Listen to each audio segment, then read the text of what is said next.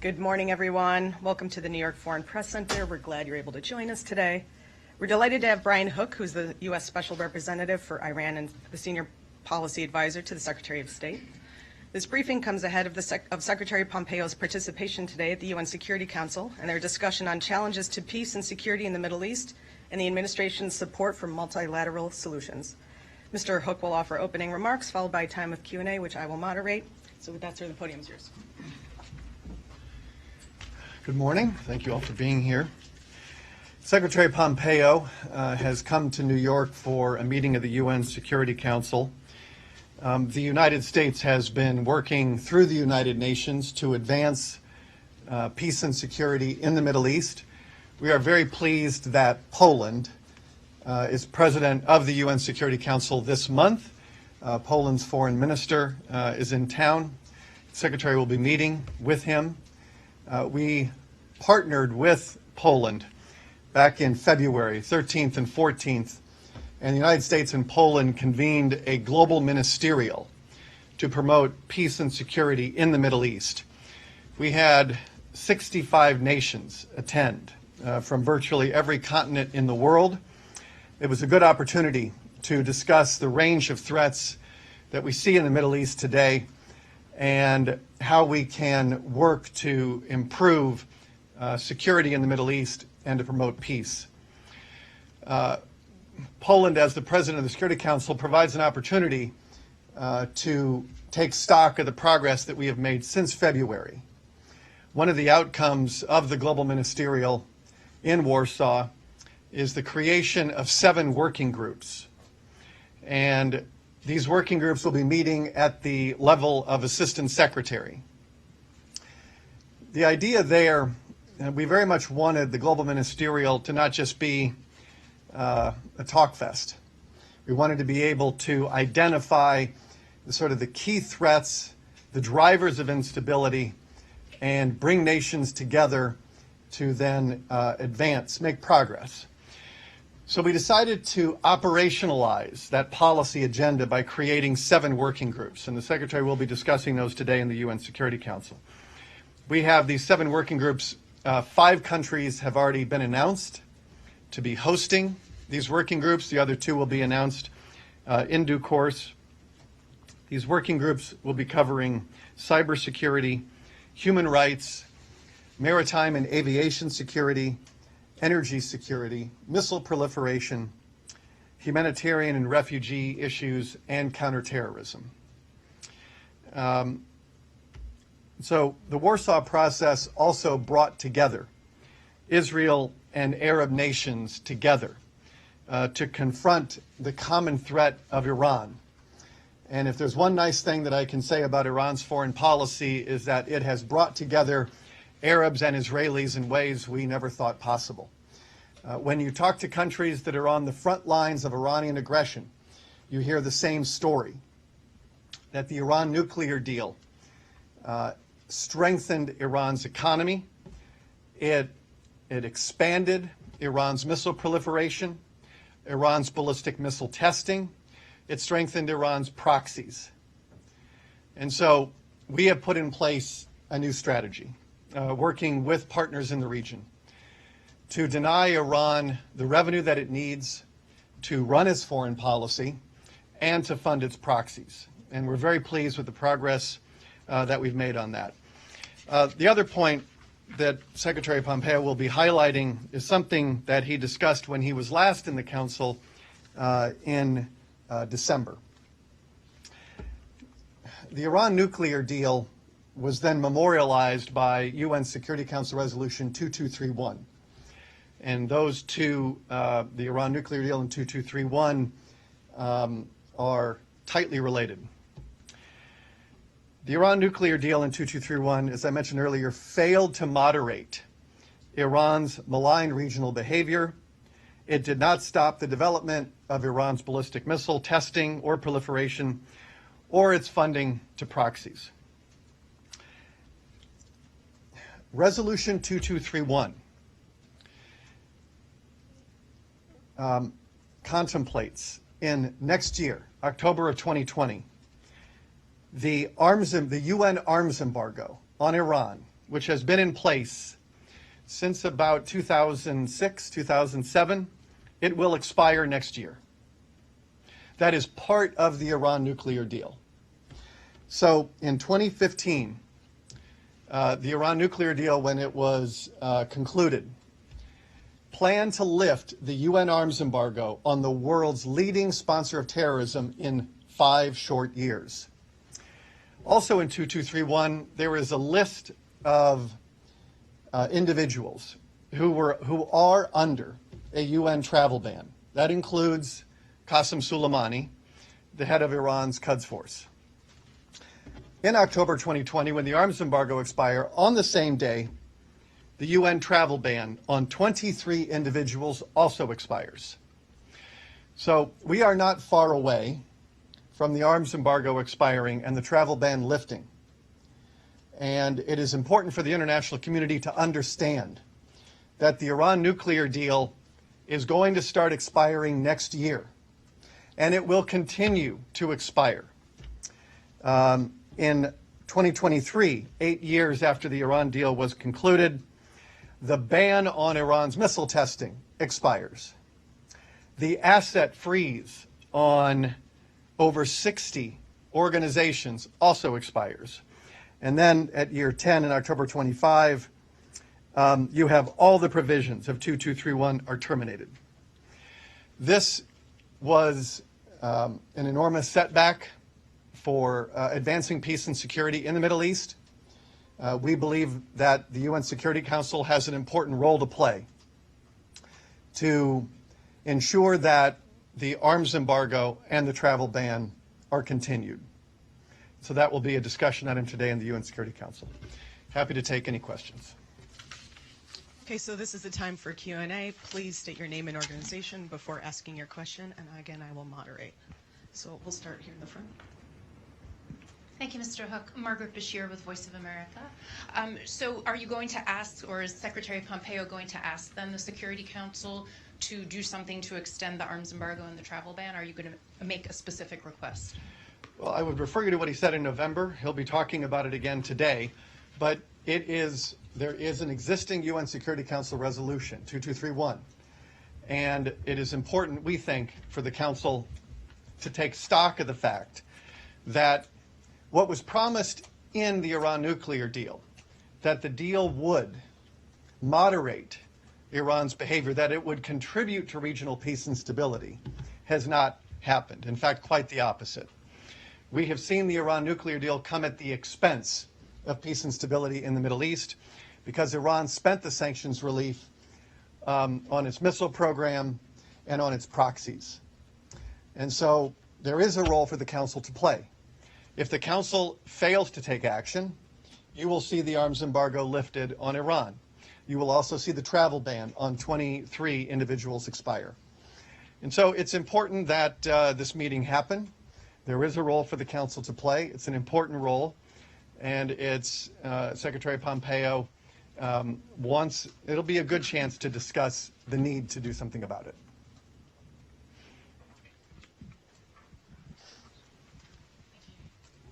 Thank you. Michelle Nichols from Reuters. Just a follow-up to Maggie's question. There is the dispute resolution mechanism in the nuclear deal, which is also mentioned and, as you said, enshrined in 2231.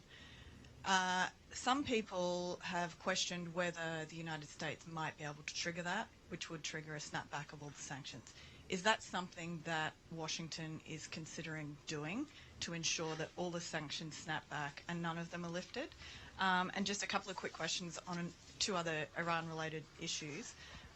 For the past couple of UN General Assemblies, the Trump administration has asked to meet with President Rouhani while he's been here during the General Assembly. Is that something that might happen again next month? You've blacklisted Zarif, so who does the Trump administration want to talk to in Iran? Who do you want to negotiate with? And just on the release of the Iranian tanker, is the US planning any other action to try and seize that? Thank you. Okay, three or four, maybe more. Maybe it was 5 questions. Let me go through this. So on snapback, we're no longer in the deal. And so the parties that are still in the deal will have to make their decisions with respect to using or not using the dispute resolution mechanism. There is no question that Iran is in breach of the Iran nuclear deal, but that is a decision that those that are still in the deal will have to take. With respect to diplomacy with Iran, so the first thing on Zarif, if you look at the history, there seems to be this misunderstanding that the only person who can conduct diplomacy on behalf of Iran is Iran's foreign minister. If you look at the history of Iranian diplomacy, they regularly use other officials besides the foreign ministry. People who are on the Supreme National Security Council, for example, have been used to conduct diplomacy. And so it is a mistake to argue that this is somehow a rejection of diplomacy. It is very much a message to Foreign Minister Zarif that he has been acting on behalf of the Supreme Leader's revolutionary agenda. He deceives the world about the regime's true intentions. And so we thought that it was important to hold him accountable for his role supporting the Supreme Leader of Iran. The other point I'd make about diplomacy is that the President and the Secretary of State for the last couple of years have made clear that we would like to see a diplomatic resolution to our differences with Iran. Iran, over the last few months, has rejected diplomacy too many times.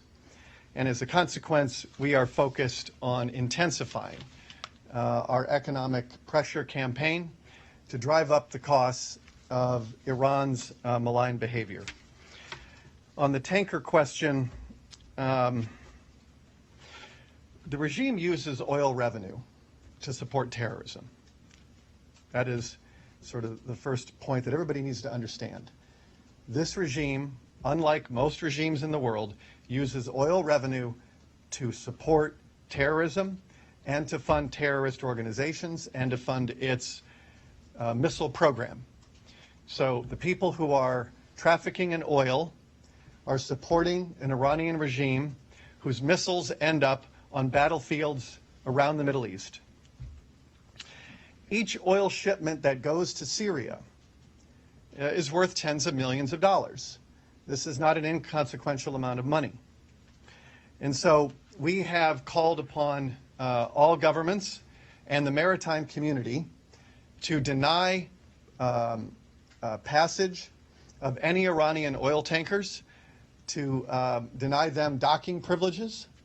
And we have also issued advisories to the maritime community that any crew members of any nation that assist the IRGC by transporting oil from Iran may be subject to criminal and immigration consequences because they are providing material support to a terrorist organization. If you are a crew member or a captain on a vessel moving Iranian oil that has been, then you are subject to criminal and immigration consequences. We are doing this to advance national security objectives that are collective security interests of the world. We very much want to see a more peaceful and stable Middle East. And for as long as Iran is moving illicit oil around the world to fund its terrorist operations, it's important that we do something about it. So might we see a Trump-Mahoney meeting next month with the United Nations? Don't have any comment on that. Ben Schinghammer from the German press agency here, sir.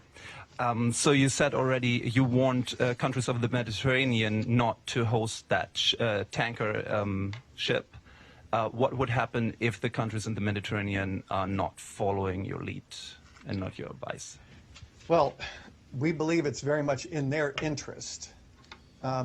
There are EU provisions to deny revenue going to Assad's regime.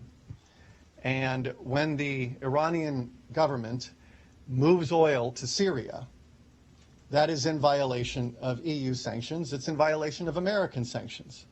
And so we will continue to share intelligence with countries around the world so that they can see how the regime uses oil revenue to fund terrorism around the Middle East.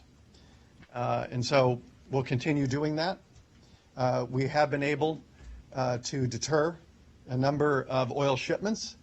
When we left the Iran deal in May of last year, Iran was exporting 2.5 million barrels of oil a day. You may have seen press reports in June and July that Iran's oil exports were down to around 100,000 barrels of oil. I can't overstate the significance of this accomplishment. And it means a denial of up to $50 billion in revenue to the regime if we can get close to zeroing out Iran's oil exports. It is their chief source of export revenue, and it is what the IRGC uses and the Quds Force uses to destabilize the Middle East. So we do think countries around the world have a collective interest in stopping illicit oil shipments. Thank you. Manik Mehta, I'm a syndicated journalist. There has been a lot of pressure on friendly countries to the U.S. who have been trading with Iran. I'll cite the example of India, for example, which has curbed its oil imports from Iran. But now there is the question of shipping to Afghanistan, which is a landlocked country. India ships its consignments through Chabahar, which is in Iran, and then it's shipped further to Afghanistan. There is also pressure now from the U.S. to stop India from using Chabahar. So how do you reconcile that with your plans to develop Afghanistan? I'm not familiar with the evidence that you're citing, and we have no evidence that India is running afoul of U.S. sanctions. Hi, Melissa Kent, Canadian Broadcasting Corporation. Thanks very much for holding this press briefing. I just want to ask you, in your opening remarks, you said that the campaign of financial pressure, the U.S. campaign of financial pressure, is working. And I think you said that you're very glad about the progress that this campaign has made. Could you give us some examples of the progress? And also, I'm just wondering what your reaction was when Gibraltar did not keep the Iranian oil tanker and decided to let it go. In terms of the progress that our maximum pressure campaign has had, by almost every metric, the Iranian regime and its proxies are weaker today than when they were 2.5 years ago when we took office. First example I'll give you is that during the life of the Iran nuclear deal, Iran's military budget reached record levels. It was as high as $14 billion. When we came into office, even while we were in the deal, we put in place sanctions. During the first year of this administration, Iran's military budget went down 10%. During the second year of the administration, Iran's military budget went down 28%. That included a 17% cut to the IRGC and the Quds Force. I'd refer you to, in March, Iran midwifed Hezbollah in the early 80s. And it is Iran's strongest proxy. And historically, Iran has given Hezbollah 70% of its operating budget. That's almost $700 million a year to Hezbollah.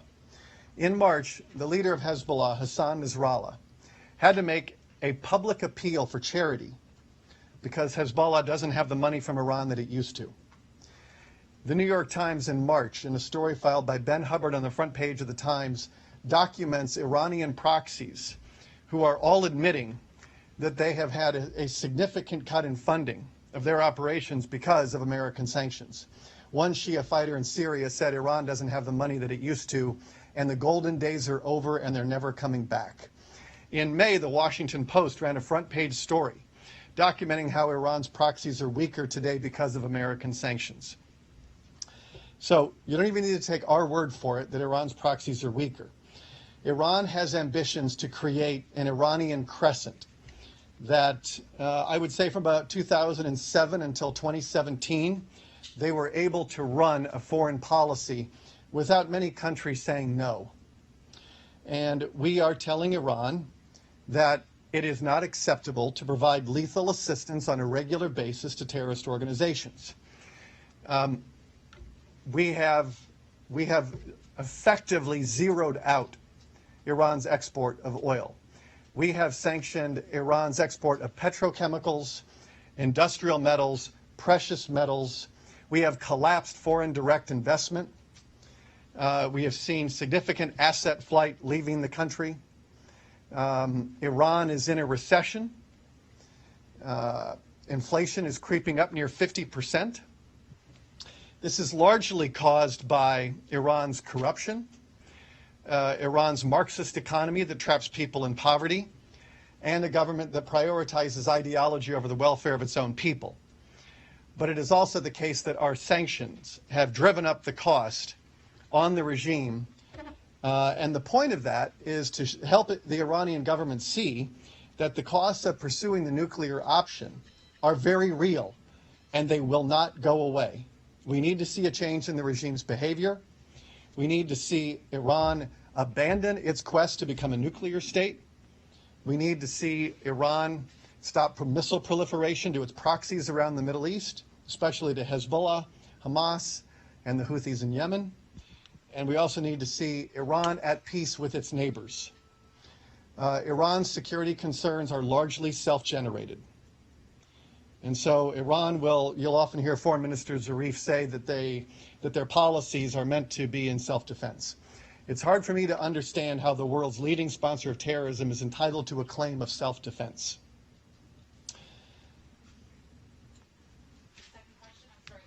What was the second one? Yeah, we did what we could. Gibraltar and the UK did hold the vessel. Gibraltar followed its own internal process and released the vessel. I think Secretary Pompeo has said it is unfortunate. We have already seen a spokesman for the Iranian government say they have not committed that the oil will not end up in Syria.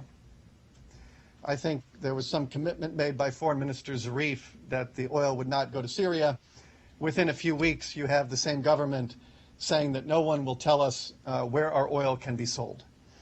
And so we are using that information to explain to governments that there are no assurances from this regime that it will not send the oil to Syria. And we also cannot trust the assurances of the Iranian regime.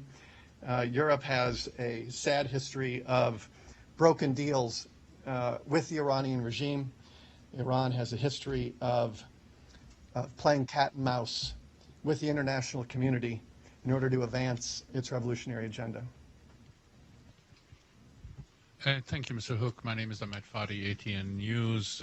Just if I may quote you, Iran is used to play cat and mouse and sad history of Europe with the Iranian regime. What is the U.S. administration prepared to do if the barter system known as INSTEX is launched? Heiko Maas, Germany foreign minister, made a trip to Tehran a while back, and he assured the Iranian leadership that this system will come, although it is reality, it's a violation of the sanctions imposed, while it does not violate it legally. But in reality, it does. What is the administration plan to do? I have yet to have a reporter give me any example of corporate demand for a special purpose vehicle to evade American sanctions. There is no corporate demand for INSTEX. If you are a European company and you are given the choice between doing business in the American market or the Iranian market, it is the fastest decision you will ever make as CEO. The EU does more trade with Kazakhstan than it does with Iran. It is not a significant market for the European Union. And so we have seen over 100 corporations end their investment in Iran since the United States left the Iran deal last year in May. And so we don't anticipate corporations, any significant corporations, using the special purpose vehicle. So that's the first point I'd make. The second point is that in order for the special purpose vehicle INSTEX to be functional, Iran needs to set up a mirror image of the European framework. And that has very high transparency standards. Iran, back in June, was found again not to be in compliance of FATF standards, the international standards for banking. And so I'm still not certain that we will ever see Instex be operational, because Iran has no intention of operating a transparent financial system, because if it did, it would not be able to disguise terror finance and money laundering that it does on a daily basis. But I think the third point is that everyone understands that the United States will sanction any sanctionable activity. Our expectation is that Instex will be used for only licit purposes and will not be used to evade American sanctions. Hi, Matthias Ask with TV2 Norway. The U.S. has been talking to a lot of European allies about potentially protecting ship traffic in the Strait of Hormuz. How are those talks going? Well, the United Kingdom joined our maritime initiative. It's a maritime awareness initiative. And the idea there is, given, look, in the Strait of Hormuz and in the Bab el-Mandeb, you have almost a quarter of the world's oil moving every day through those two sea lanes. And when you look at the oil volumes that move, especially to Asia, there is an international interest in protecting freedom of navigation, freedom of commercial navigation. There have been a number of attacks on tankers in the Gulf of Oman, in the Strait of Hormuz, and the world has a joint interest in promoting freedom of navigation. And so the United States, we have an operating base. The Fifth Fleet operates out of Bahrain in Manama. And the United States has offered those nations that are interested to participate in a maritime security initiative that I would compare to like a neighborhood watch program, where you have people who are out, you have more people out in the domain, keeping track, having eyes on the water, monitoring maritime traffic, and if they see something, they report it. That is, in essence, the idea of this. The United States is willing to offer intelligence sharing and command and control operational capabilities to help nations ensure that their commercial boats move through these waterways without being attacked. So we've had, the United Kingdom has joined. I saw a couple of days ago Bahrain announced, the King of Bahrain announced that they will be joining. We already have a number of countries. I think we have over 30 countries that are currently participating in the maritime initiative in the region, but we need to strengthen deterrence in both the Bab el-Mandeb and the Strait of Hormuz. We think that this is the most executable and operational concept that has been proposed. We have a lot of history running operations like this, and so those nations that want to participate are welcome to join. I did a briefing at the State Department a few weeks ago explaining how it works. DoD has hosted a number of meetings about it. We've had some countries join, and we expect others will follow. We only have a few more minutes left. I'm going to try to squeeze in a couple more. Mr. Hook, you mentioned the mechanism in, this is Behnam Nategi from Voice of America, Persian service. You mentioned how next year parts of the nuclear deal will expire and those sanctions will be lifted on individuals and also on some of the Iranian assets and all that. And how can the nuclear deal hold up if Iran is actually lowering its commitment gradually, increasing the amount of uranium they are enriching and by other means, especially the heavy water in Iraq and all that? They seem to be weakening the nuclear deal themselves. It's a contradiction in their own actions at the same time. How can this hold, especially if Britain leaves the nuclear deal? Well, that's really, I think, a question for those who are still in the deal. I can tell you that when we got out of the deal, Secretary Pompeo gave a speech shortly after and said that we need to restore the standard of no enrichment for the Islamic Republic of Iran. We have no argument for Iran having a peaceful nuclear program. It does not need enrichment to have a peaceful nuclear program. If you look around the world at all of the countries that have nuclear energy facilities, almost half of them don't enrich. And so when Iran says it needs enrichment for a peaceful nuclear program, it's not telling the truth.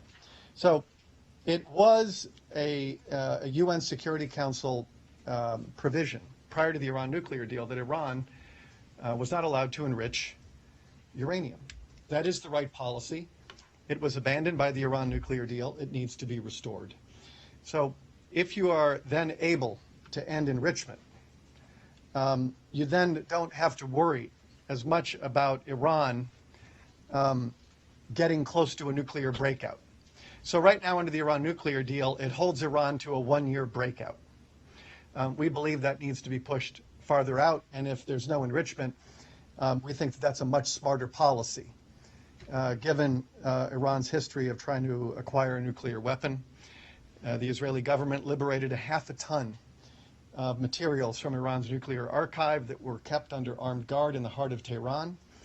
Iran has clearly not given up its intent because they have kept their atomic archive in place. And if you look at countries that have decided to end becoming a nuclear weapon state, many of them surrender their nuclear archive. It would be like keeping the owner's manual of a car after you sell it. It's not something you need anymore. So the fact that Iran was keeping it and hiding it from the IAEA, I think points to their intent.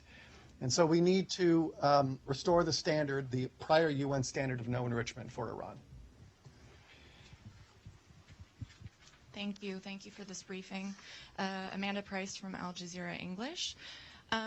Question about the tanker that was held in Gibraltar. Obviously, that put the U.S. at odds with the U.K. Has this complicated any efforts to work on this joint maritime security initiative? The U.K. has been clear about not wanting to be perceived as being part of the U.S. maximum pressure campaign on Iran.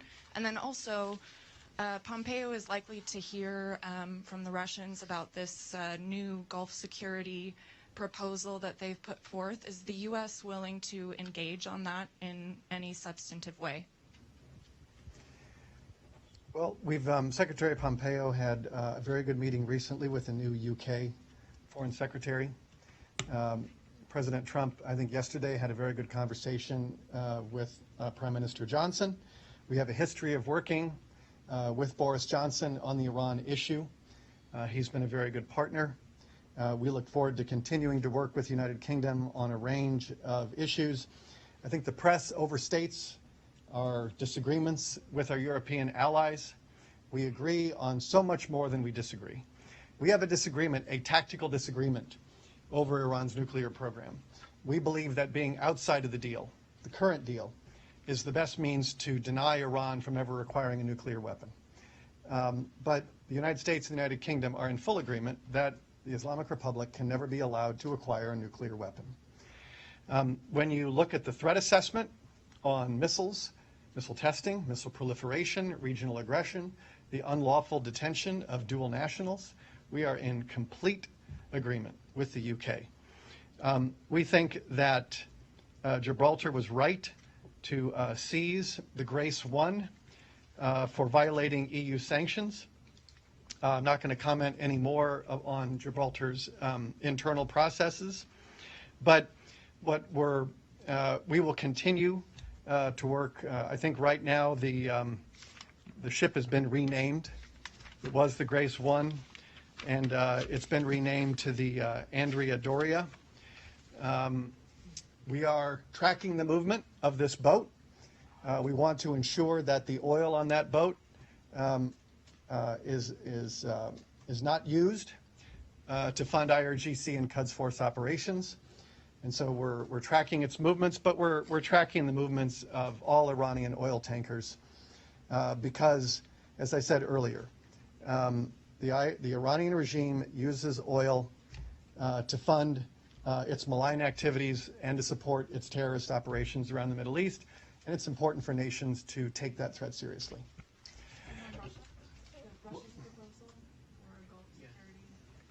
I've only seen news reports of it. I haven't seen it take flight. We believe that our proposal is the most executable and also the one with the best odds of success in terms of restoring deterrence and protecting freedom of navigation. Look, we welcome a number of ideas to restore deterrence. There are many ways to do that. We have put forward what we know is a very good proposal. We are, since May, we have increased our force posture in the Middle East, partly to protect against unilateral Iranian attacks, but also to promote freedom of navigation. It is a responsibility that the United States takes seriously around the world. We fly, sail, and operate wherever international law permits. We'll continue to do that. We know other nations will continue to join us in that effort. And this will be our final question of the morning. Hi, it's Kevin Pinner from Sankei Shimbun. Yesterday was the 66th anniversary of Teddy Roosevelt's grandson leading a coup of Mohammad Mossadegh for the CIA. And Madeleine Albright acknowledged this when she was Secretary of State in 2000. I'm wondering, how do you see that kind of maybe as a way to reconcile our relationship with Iran, admitting past mistakes as a strategy in diplomacy, especially in international organizations? Do you think that strategy failed? Is there any value to admitting our mistakes in dealing with Iran? Yeah. There have been scholarly articles published in the last year based on declassified information by the United States government that has helped to give a more accurate and fuller picture of what happened in 1953 with Mossadegh. Mossadegh was not removed by the CIA. Mossadegh was removed by the religious establishment, the political leadership, and the military. The CIA was invited in on the first attempt, which failed. And after that, the CIA was no longer involved. And if you go and read the collected works of Ayatollah Khomeini, he talks about, in 1953, and makes no reference to the CIA. It was something that was done by the religious establishment, by the military establishment, and by the political establishment. And so those who are interested should take a look at the intelligence that was declassified and the scholarly articles that have been published that undercut this narrative, which I hear often from Foreign Minister Zarif, one of the many falsehoods he spreads, that the United States was responsible for the coup. Thank you. This concludes our briefing. The transcript will be sent once it's available, and thank you for coming.